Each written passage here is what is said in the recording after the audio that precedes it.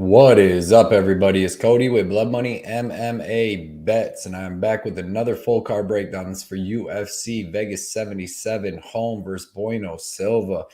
Not the best card in the world, not even a good card, really, but we still get some good betting spots here. We got some chances to make some money, and we get to watch some fights and have a good time.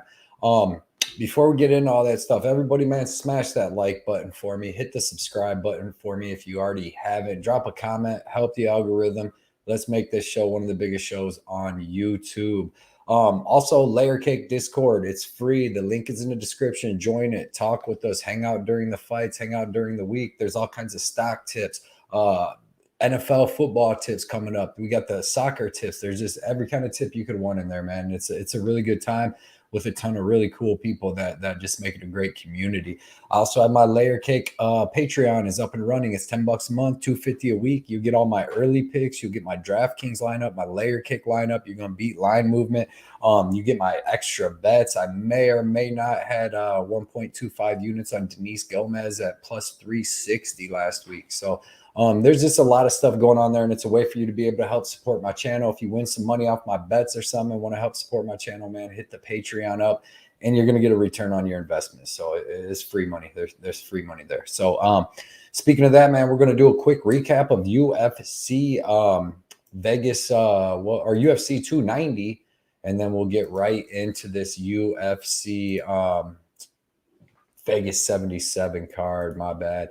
All right, so for UFC 290, went 4-1 for plus 7.55 units, and it was an excellent night, man. We almost got the clean sweep. One fight away from getting a clean sweep, but if I'm going to lose 250, it's worth it to lose it how I lost it. So 4-1 plus 7.55 units on a crazy tough card.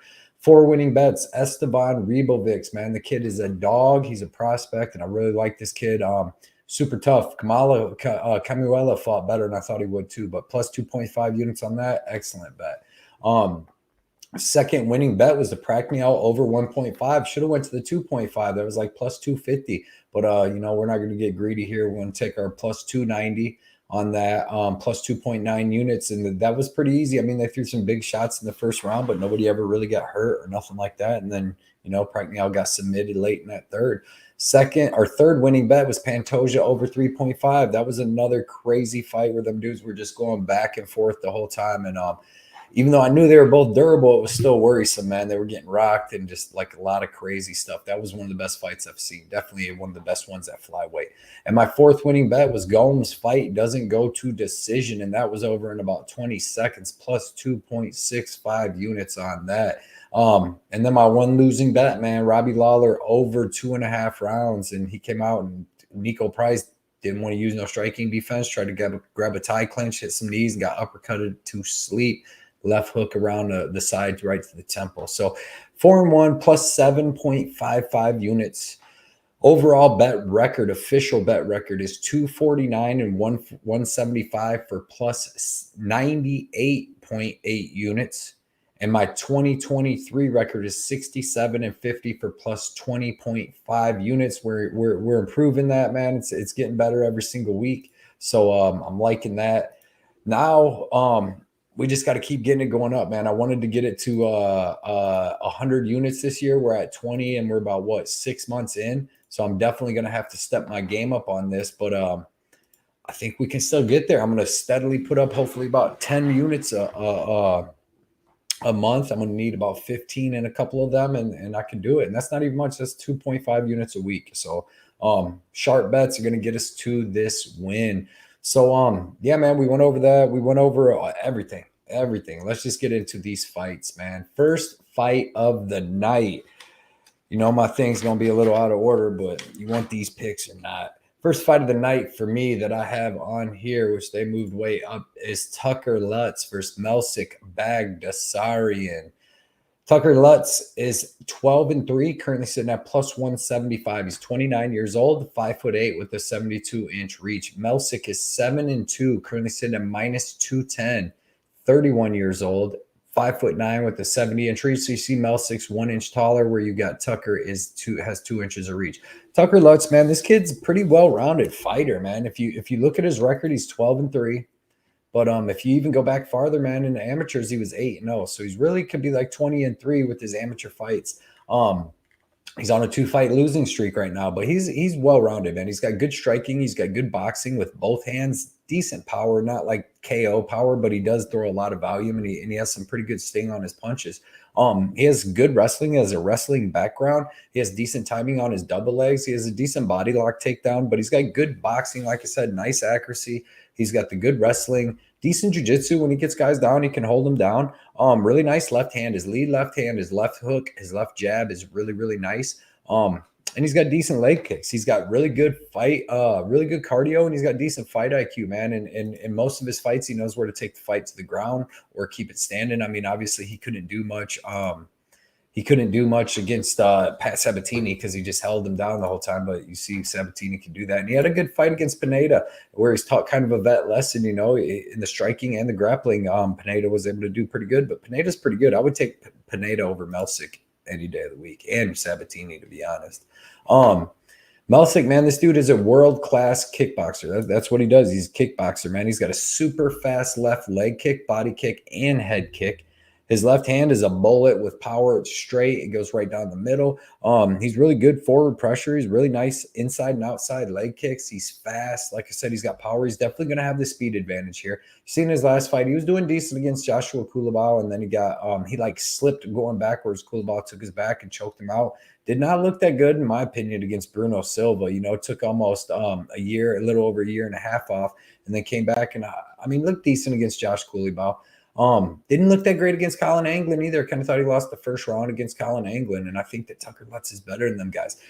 So this is going to be kind of striker versus grappler, because Tucker Lutz actually has pretty good striking where he's going to be able to strike with Melsik. I don't think he just gets blown out of the water. I mean, Melsik is going to be the better kickboxer, but Tucker Lutz does have really good boxing and really good striking.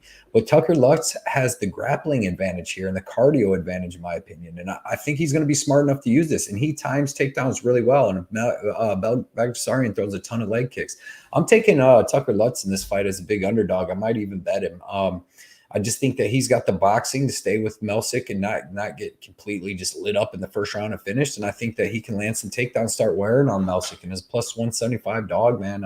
Give me Tucker Lutz. The kid's a good fighter. He's a little bit younger, and he can be improving. And he was off for about 2 years before he got finished by Pineda.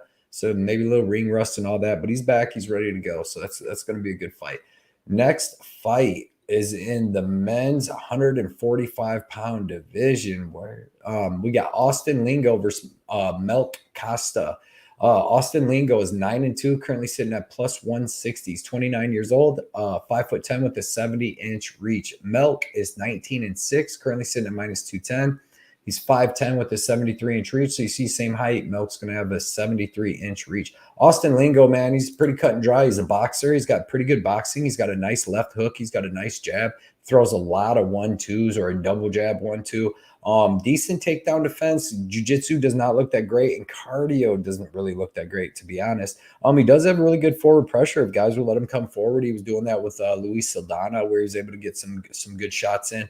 And he was even looking good in the first round against Nate Landwehr. But really good forward pressure, throws most punches and combos, and he uses his left hand to set up all his right hand shots. Melk Costa, man, I like this kid. You've seen he came in on short notice and had to fight freaking Thiago Moises, and he was eventually he showed really good takedown defense in that first round for the first like 4 minutes. That was taken down in the second round, showed a little decent defense, and then was taken down a little later, and he was just gassed. You know, it was really short notice fighting up a weight class, but he still looked decent. But this kid's well-rounded, man. He's got really aggressive Muay Thai, that shoot box Muay Thai, excellent BJJ and submissions. He's got pretty good wrestling. He's not shooting a crisp double leg or single leg, but he does have good body locks and just clinching guys against cage, able to land trip inside and outside trip takedowns. He's got an excellent step in, clinch, and flying knee, man. I really do like his knees. He's got good rear naked chokes. You see here, he's got a good mix of 7 KOs and 6 submissions. So he's just really well-rounded, man. I think that's what's going to win him this fight. I think that he's going to use that reach advantage. He's got really good knees. He's got really good Muay Thai stand-up. The stand-up's going to be pretty even. It's just when they get to the ground, Melk is going to have such a big advantage, man, that I'm going to take him by, say, second or third round submission. I think once Melk's able to get it to the ground, he's going to be able to put in some really good work. Next fight is in the women's strawweight division. We got Istela Nunes versus Viktoriya Dudakova.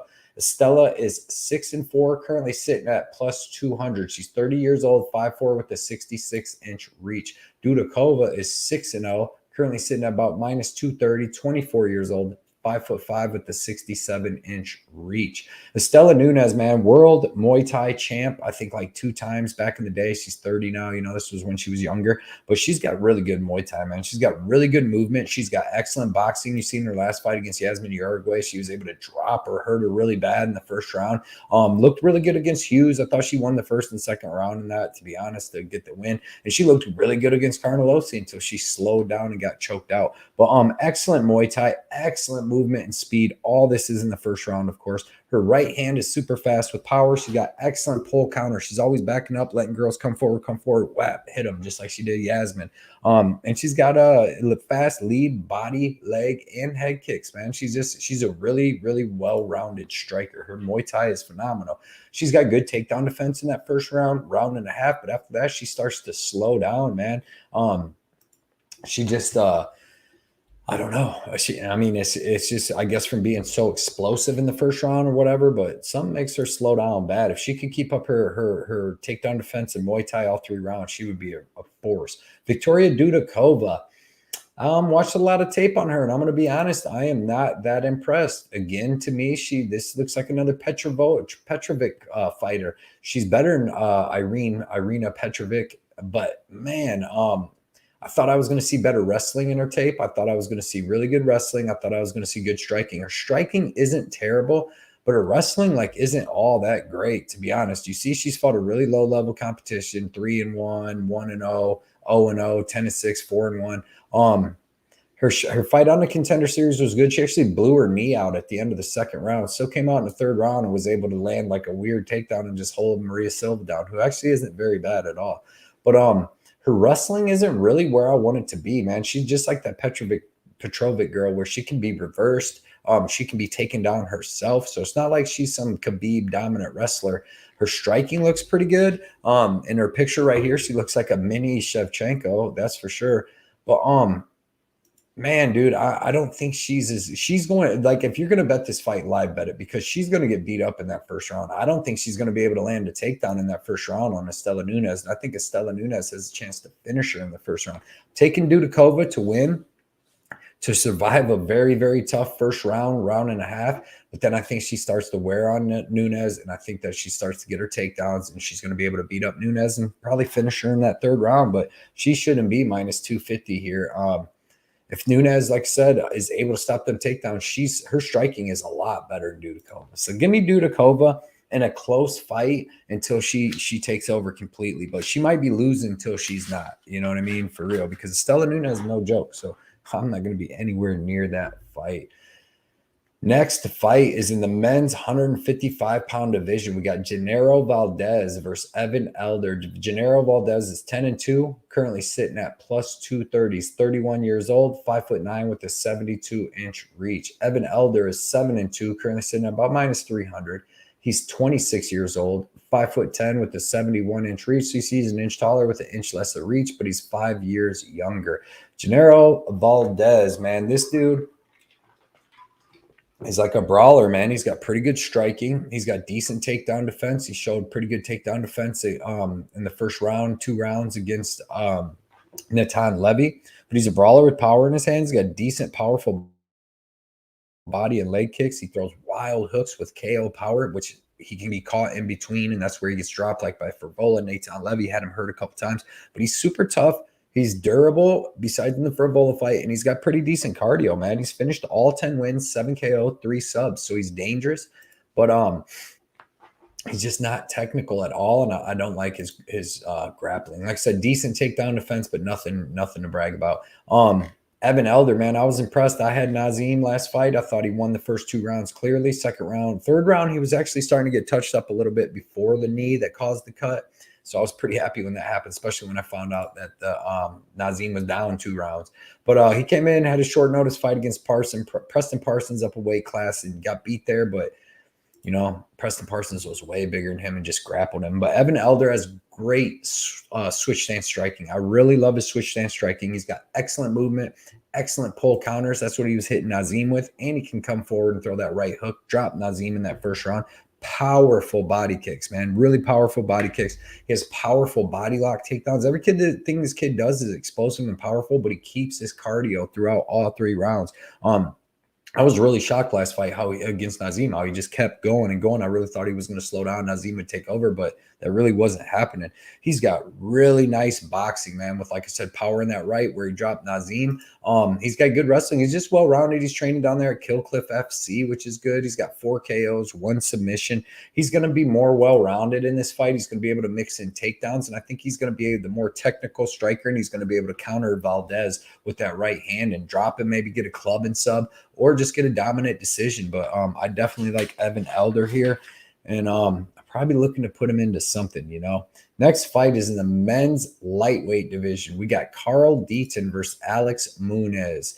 Carl Deaton III is 17-6. He's currently sitting at plus 120. He's 33 years old, 5'7" with a 67-inch reach. He's usually a featherweight. Alex Munoz, 6-2, currently sitting at minus 150. He's 33 years old. Also, he's 5'9" with a 72-inch reach. So you see Munoz, he's going to be 2 inches taller with 5 inches of reach. That's a big thing, because in this fight, that size advantage is going to help him in the wrestling for Alex Munoz, man. Carl Deaton III, decent wrestling background himself, but nothing, major. Like I said, he's a smaller guy anyways. He's got decent boxing. He's not really dangerous. He's not really going to knock nobody out, but he does have decent power in that left hook. That's what I've seen him use in a lot of his fights. I've seen him hurt. He dropped Alejandro Flores in the PFL with that. He was hitting Justin James with that a couple decent times. But nice, powerful leg kicks. Okay, left hook, man. Pretty good takedown defense. He's just really tough. He's got a pretty good submission defense game, unless he's fighting Joe Selecki. Alex Munoz, man, he's the wrestling coach at Team Alpha Male. He's got good wrestling. He's got a good blast double. He's got his southpaw boxing isn't bad, man. He just had 2 tough fights in the UFC, fighting Luis Pena and fighting Nazareth Haqparast. So he looked good against Pena. I thought he actually won that fight. To be honest, I did have a bet on him, so it's kind of. But against Nazareth, it showed that he's super tough and super durable. He's able to land a takedown in the first round and then none after that, and just got boxed up by Nazareth, but stayed in there and fought out the whole time. He's got a really nice right hook with some pop. He's good at faking the shot and coming up with the punch. That works really good when somebody just thinks somebody's going to wrestle the whole time. He's got good BJJ. He's heavy on top. He's got good ground and pound. Like I said, pretty good boxing. I think in this fight, he's going to have the size, wrestling, and cardio advantage, and I think that's going to be enough to beat Carl Deaton. I think it's a pretty close decision, because Carl Deaton's pretty well-rounded and pretty good everywhere, but I think that he's going to be on his back foot the whole time as far as wrestling and striking. So, yeah, man, let me get Alex Munoz there. Next fight is in the men's 125-pound division. We got Tyson Nam versus Azat Maksum, Kazakh. So Tyson Nam is 21-13-1. Currently sitting at plus 320. He's 39 years old, 5'7" with a 67-inch reach. Azat is 16-0, currently sitting at minus 420. He's 28 years old. Height 5'8", reach unavailable. Man, I got to take a drink of this pop. Worked 10 hours today and got home, took a shower, and came right to this. So hold on a second.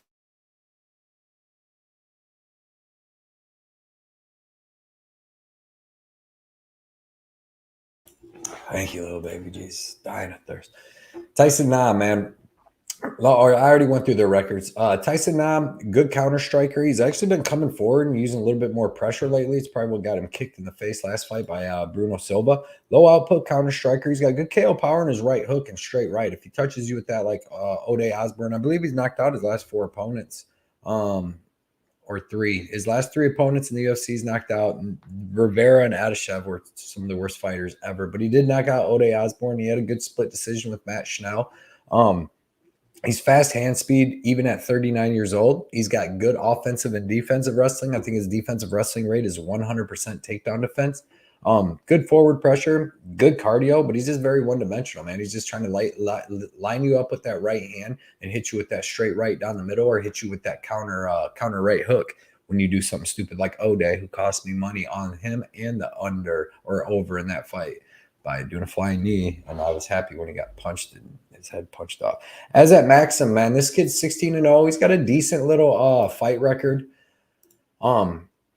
A decent level of competition. Sorry, I got off of my Ode thing, but decent level of competition, except in his first 7 fights. You see they were all 0-0, non-NA. But after that, he's fought some decent people: 5-1, 5-0, 7-3, 12-3, 8-4. I watched him fight. He's got decent 1-2. That's pretty much all I seen him throwing on the feet was a 1-2, but it was nice and crisp, and it was straight, and it was fast. He's got pretty good wrestling. I did see some of these people. I mean, he is fighting other Kazakh guys over there that have pretty good wrestling, but I did see some people be able to stop his wrestling. I seen a French kickboxer stop his wrestling for 2 rounds, and then he finally knocked the dude out in the 3rd round. But he's got good power in his hands, man. He's got excellent wrestling, body locks, double legs, good BJJ, nice controls, ground and pound is nice. He's constantly looking for a sub or finish on the ground. Really nice 1-2. Like I said, it's pretty much all he uses. Dude, this is a tough fight to call because this dude's never fought anybody on the level of Tyson Nam, and Tyson Nam is good. Like, I think Tyson Nam is going to stop this kid's wrestling, like all of this kid's wrestling, and be able to get up if he does get taken out. And from there, it's a striking match, man. And dude, like Tyson Nam's way more dangerous than this kid to me. I'm still taking this kid because he did show pretty good striking, and maybe he gets like a club and sub and works in some wrestling. But bro, I wouldn't put him in nothing. This is gonna be a tough fight. Tyson Nam's no pushover, man. So we're gonna see what this kid's made of, and if he's the real deal, he'll get the win here. And if he's not, man, he's gonna get exposed by Tyson Nam because Tyson Nam's still good. Next fight is in the women's bantamweight division. We got the return of Ashlee Evans-Smith versus Ailin Perez. Ashlee Evans-Smith is 6-5, 36 years old, 5'8" with a 67-inch reach. She's currently sitting at plus 125. Perez is 7-2, currently sitting at minus 150, 28 years old, 5'5" with a 66-inch reach. So you see Evans-Smith will be 3 inches taller with 1.5 inches of reach. Ashlee Evans-Smith has a wrestling background, but she doesn't really have good wrestling. To be honest, I mean, she did wrestle in like college and everything. Her striking isn't all that good. She hasn't fought in over 2.5 years. If she can get you down, she's heavy on top, and she's got really good ground and pound. That's what she was able to get Veronica Hardy out of there with some pretty big elbows on top, but she was so much bigger than Veronica Hardy. Good ground and pound, but she's very slow. She's very hittable. She doesn't have the best takedown defense herself, and she's just really not that good. And then she's coming back after a steroid suspension that she had got after that Norma Dumont fight. So that's why she's been gone for a couple of years, but a little older, hasn't fought in a long time, steroid suspensions, a lot of weird stuff. Ailin Perez, man, this girl, decent wrestling, really active BJJ. When she gets you on the ground, she's trying to ground and pound you, or she's looking for the submission. She's very heavy on top, excellent ground and pound, man. Powerful kickboxing. She throws some good spinning stuff. She's got some nice punches, some pretty good hooks. Even, against Stephanie Egger in the 2nd round, when she came out, she was hitting her with some big stuff, some big punches and some spinning attacks, and then all of a sudden she just shoots for the takedown, gets reversed, and gets finished shortly after. But she is pretty good, and I do like her striking. I like her striking better, I like her wrestling better, and I like her jiu-jitsu better. I like everything better here for her. Younger, better, more aggressive, and she's going to be faster. So give me Ailin Perez. I'm going to say it's decision because Ashlee Evans-Smith is super tough. Let's get into some crazy fights. In the men's 155-pound division, we got Terrance McKinney versus Nazim Sadykhov. This is going to be a good fight, man. T-Rex is 13-5, currently sitting at plus 125. He's 28 years old, 5'10", with a 73.5-inch reach. Nazim is 8-1, currently sitting at minus 155, 29 years old, 5'10", with a 69-inch reach. So you see T-Rex is going to have a 4.5-inch reach advantage. T-Rex, man, phenomenal wrestling, phenomenal BJJ, excellent chokes, very strong, very fast, very athletic, man, super powerful. He can get the finish on the ground or standing in that 1st round. Phenomenal 1-2. You seen what he hit Matt Frivola with, which happens to be a training partner of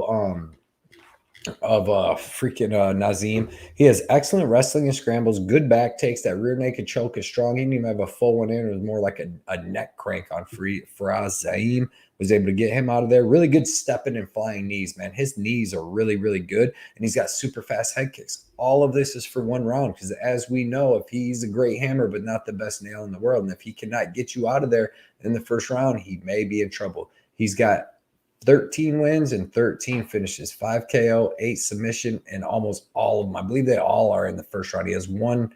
No, I believe they might all be in the 1st. They are. they are all in the first. And then if not, he gets finished in the second. So we're early in the first by Derek Minner. But Nazim Sadykhov, man, this kid is well-rounded. He's a world sambo combat guy. Really nice southpaw kickboxing, excellent forward pressure, very technical boxing with an excellent straight left hand and a left hook. You've seen it against Evan Elder. He has excellent clinch knees. That's what he hit Evan Elder with to split his head open and get that win. He's got powerful body kicks. He throws a lot of body kicks, spinning body kicks, spinning back fists, a lot of spinning stuff that actually got him his only loss, where a guy was able to take his back and choke him out in his first fight of his career, I believe. Man, this is going to be a banger, and this is very hard to figure out, to be honest. But I'm going Terrance McKinney. I'm going T-Rex. I won't be betting it. I promised myself I'm not betting one-round fighters anymore, especially after what was it, Amorim, you know, and just I hate that, because you get like 3 minutes in, you see these dudes start slowing down. You're like, damn it, why did I bet this guy again? But I'm going to take T-Rex, man, because I seen Nazim get taken down on the Contender Series. I seen him get taken down in his fight with Evan Elder, and I've seen him get dropped by Evan Elder, and I've seen him get hurt, you know, and it's like, them are all things Terrance McKinney's going to do to him in that first round. So not the best prediction, but I am going to take Terrance McKinney, and I'm going to say he gets it done by submission, either club and sub, or he just gets a takedown, takes the back and submits him. But I, like I said, not confident on that. Bet that how you want to bet that. Because either way, man, take fight doesn't go to decision, and you're pretty good to go there. Next fight is in the men's 155-pound division. We got the return of Ottman Azaitar versus Francisco Pardo. Ottman is 13-1. He's currently sitting at plus 100. He's 33 years old, 5'8", with a 71-inch reach. Francisco is 11-1, 21 years old, 5'11", with a 76-inch reach. So you see Pardo is going to be 3 inches taller with 5 inches of reach. And that's big here, because these dudes are both going to be throwing wild hooks until someone lands and finishes each other. Ottman, man, this dude, crazy finisher. Finished 12 of 13 wins, 9 KO, 3 subs, 9 of them in the first round, 9 finishes in the first round. Good movement and feints. Really heavy power in both hands, man. He's ambidextrous. He's throwing hooks and power in both hands. Really fast boxing. Excellent dirty boxing, nice front kicks to the body, pretty good takedown defense, man, but he throws power into everything, and he's looking to finish you. Like I said, 9 first-round finishes, and he's more of just a boxer with some power, decent body kicks, you know, decent takedown defense. Francisco Pardo, man, about the same thing. This kid's a boxer. He's trying to throw big hooks with both hands. He's finished all 11 of his wins, 5 KO, 6 sub, really nice boxing, power in both hands, just like Azaitar. Decent spinning kicks himself, nice front kicks to the face. He hit Malarkey with some decent boxing, some inside uppercuts. He's got regional scene grappling, so I don't see either one of these guys. If anybody's going to grapple, it's going to be him, and he's a little younger and he's a little bigger, so maybe he can do that. But man, he kind of slows down himself in fights. Like, I've seen him slow down. You've seen him slow down against Malarkey, and I've seen him slow down a little bit in the regional scene stuff. I don't know, man. This fight's crazy. I'm going to take Pardo, dude. I'm going to take Pardo because I like that he's younger. I like that he's bigger. I don't know if he's the better striker, but I just know Ottman was knocked out like 7 months ago, you know, laying there on the canvas. And Pardo, he has never been knocked out like that. He looked pretty durable against Malarkey. So I'm going to go ahead and take the younger kid. I say these dudes are going to throw blows until one hits the ground. I'm going to say that's going to be a Azaitar, you know, older, slower, and was just knocked out really, really recently. Next fight is in the women's featherweight division. We got Norma Dumont versus Chelsea Chandler. Norma Dumont is 9-2, currently sitting at minus 150. She's 32 years old, 5'7" with the 67-inch reach. Chelsea Chandler 5-1, currently sitting at plus 125, 29 years old, 5'8" with the 68-inch reach. So these girls are about the same. You know, you see Chandler's 1 inch taller, 1 inch of reach. Norma Dumont, excellent, well-rounded fighter. She's got really good kickboxing. She's got really good boxing, man. Her right hand has a little bit of pop in it. She ain't really finishing girls, but she does have a little bit of pop in her right hand. She's got good counter striking, good clinch against the cage. She's got decent takedowns and pretty good takedown defense herself. When she gets on top, she's pretty heavy on top, can hold the position. Boxing is good, decent pop in that right hand. Like I said, she's got pretty decent calf kicks, actually. She was using them against Carol Rosa last fight, and they looked really good, man. Leg kicks and calf kicks. Pretty good get-up game when she's taken down. That's the fight I was looking at for this, though, was against Macy Chazon, right? Because Macy Chazon's built, she's a little taller than Chelsea Chandler, but Chandler's a little bit thicker. But Chandler, man, this girl, she's good. She's good. I think people are going to be shocked in this fight, to be honest, because this girl's big. She's got pretty good striking. She's very, very, very tough and durable, and she's always coming forward, and she throws with heat, man. And she's let southpaw, and she like leans down and just throws heat with the straight left. It has a strong clinch. She's got excellent BJJ, and she's got phenomenal ground and pound. You've seen against Storolenko last fight. Dude, this is going to be a phenomenal fight, to be honest. And I'm actually going to take the underdog. I'm going to take Chelsea Chandler here. I'm going to say that the striking is obviously going to be Norma Dumont.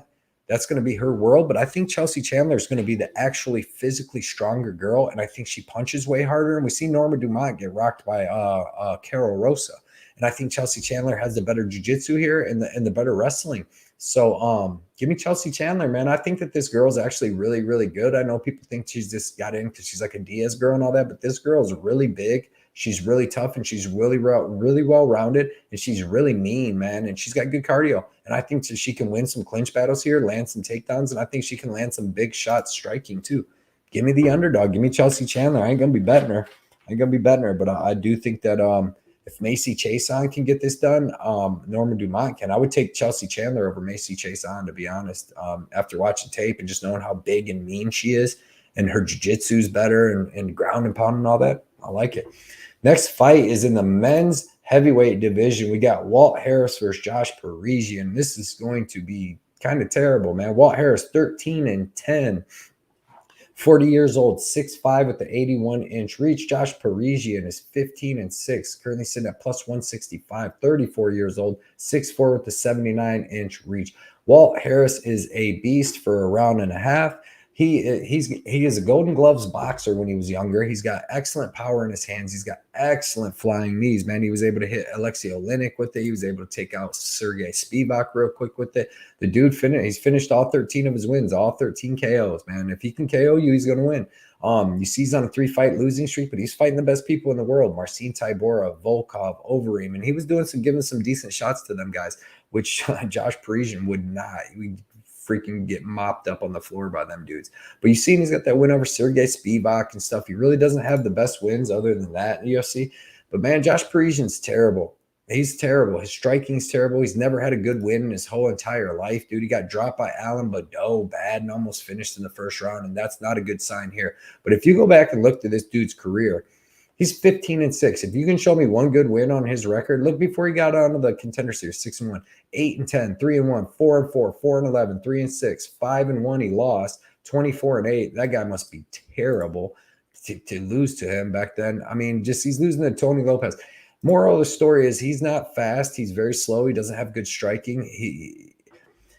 Walt Harris is going to knock this kid out in the first round, this guy out in the first round. And if he doesn't, then Josh Parisian's probably going to get through it and get on top just like he did to Badeau and get another sloppy finish. But he's not going to. I'm not betting this. Stay far away from this. Walt Harris is 40 years old, hasn't fought in, 3 years? He's 0-3, slows after one round. So there's just so much stuff, man. I like the under on this. I like the under 1.5, maybe 2.5. We'll see what the line is. But I would stay away from that fight, dude. That's terrible. The next fight is the co-main event. We got Albert Duryev versus Jung Young Park. Albert Duryev is 16-4, currently sitting at plus 130. He's 34 years old, 5'11" with the 75-inch reach. Jun Young Park is 16-5, currently sitting at minus 160, 32 years old, 5'10" with the 73-inch reach. So you see Duryev's a bigger man by 1 inch with 2 inches of reach. Albert Duryev, man, I like this dude. I really like this dude, man. He's got excellent wrestling. You see he's the Russian dude. He's got excellent wrestling. He's got excellent BJJ in the worlds and stuff. Like this dude is doing world championship type BJJ. He's got excellent striking. He's got really good leg kicks. He's got good boxing. He's got a nice long 1-2. His leg kicks, he throws hard and with volume. He's got good chain wrestling, single to the body lock, back drop down to the single. Excellent forward pressure, and he's got really good cardio. I know he slowed down really bad against Roman Kopylov, and then he got stopped by Buckley, but that was because of his eye. But Kopylov is really, really good, man. So to get that win is good. And then that win over Chidi and Jokawanu, that was awesome, man. Showed that he could strike with them and grapple with them. So after you see all that, I don't understand how people think that Jung Young Park is going to win. Jung Young Park, man, this dude's got decent boxing. He's got a nice jab. He's good everywhere, but he's not great anywhere. Good boxing, tons of volume, pretty good wrestling from the clinch. Good if he's fighting another guy that doesn't have good wrestling. Good top control, good ground and pound, good jab, great volume, good takedown defense, good get up game. Excellent cardio, pace, and pressure. And I just like Duryev here, man. I like Duryev in this fight. I think Duryev has the more powerful striking. I think that he has the better striking as far as, head kicks, leg kicks, all that, where Jung Young Park's more just boxing. And then Duryev has better wrestling, better BJJ, and he's got good cardio. So I'm not really seeing where Jung Young Park wins, man. I bet on Jung Young Park versus Eric Anders, and he lost that fight. And then when he goes back down to these crappier guys, he gets the win. But I'm actually high on Duryev, and I don't think Jung Young Park's dangerous enough to really do much to him. I think Duryev's going to win the striking and the grappling exchanges in that fight. So give me Duryev, and I might have bet him. I did bet him at plus 130 because I really do like that line, man. Main event time. We have Holly Holm versus Myra Bueno Silva. Holly Holm is 15-6, currently sitting at minus 160. She's 41 years old.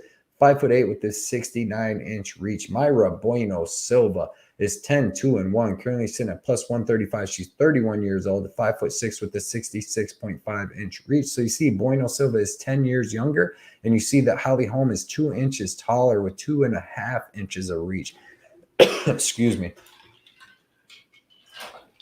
Holly Holm, professional boxing background, excellent kickboxing, world-class boxing. Her movement, her feints, her striking defense, world-class. Great three-punch combo. She ends with leg kicks. I love that. Excellent clinch against the cage. Good wrestling that she added on later in her career. She's got good wrestling. She's got excellent clinch. She's got good top control. She's got her ground and pound looked phenomenal against Santos last fight. Almost had her out of there numerous times. And just so well-rounded, man. She's fought the best girls in the world, sometimes twice. She's fought Nunes. She's fought Cyborg. She's fought Rousey. She's fought Shevchenko. She's fought all these girls, man. She beat Aldana. She's just a good fighter. She's good, well-rounded fighter. I know she's 41 years old, but she looked great in her last fight against Santos. Myra Bueno Silva, she's very dangerous. She's got excellent Muay Thai. She's got powerful leg kicks. She's got pretty good boxing. She's very aggressive. She uses them leg kicks. She spams them and kicks hard. She has bad takedown defense, but she has excellent jiu-jitsu off her back in the first round, round and a half. She's very slick. And she can get girls like Stephanie Edgar and Lena Landsberg. She couldn't get Manon Farrow or Marina Moroz in any arm bars. But I do like her striking. She does have powerful striking. She's kind of smaller up here at 135 compared to like Holly Holmes. Like I said, usually Myra Bueno Silva is bigger than everybody she fought down there at 125. She'd be an inch or two taller, and she's just bigger. But up here, she's not going to be as big. I see this fight going a lot like Myra Bueno Silva versus Manon Farrow, where Holly Holmes able to move around on the outside, blitz in with combos, eat some leg kicks in the midst, blitz in with combos, and then mix in the grappling. Stay safe, get down. A ton of clinch control. She's definitely going to be the bigger girl and be able to use a ton of clinch control against cage. And she can take Myra Bueno Silva down, get in that half guard and stay safe, just like just like Manon Farrow and Marina Moroz. There's too many M's, man. Too many M's. But yeah, man, I think Holly Holmes can stick to the outside, hit her with the 3-punch combos and with the leg kick, eat up a couple leg kicks of her own, and then just be the bigger girl, man. Push her up against the cage, wear on her them first 2 rounds. Myra Bueno Silva slows down after 2 rounds. That's how she got the draw against Montana De La Rosa. She's lost against Farrow and Moreau. She slows way down. She's very aggressive in the first 2 rounds. If she don't get you out there, she slows down. She's never been 5 rounds. She's never been in there with a girl like Holly Holm, and she's going to get a veteran lesson here, man. But maybe in a couple of years when these other girls are gone, she might be a champion at this weight, but not until Holly Holm and Pena and all these bigger girls at 135 that are well-rounded are gone, and they're going to have the wrestling advantage on her. So give me Holly Holm for the win.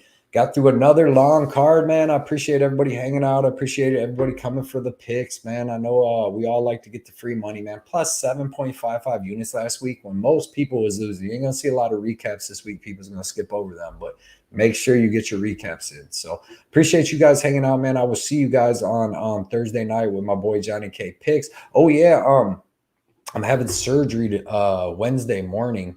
So it's just a minor surgery, but if anything happens, baby blood should be able to gamble in like 18 years. So we'll let her take over. So she'll come up and be gambling, maybe like 15 years. So, man, I appreciate all you guys.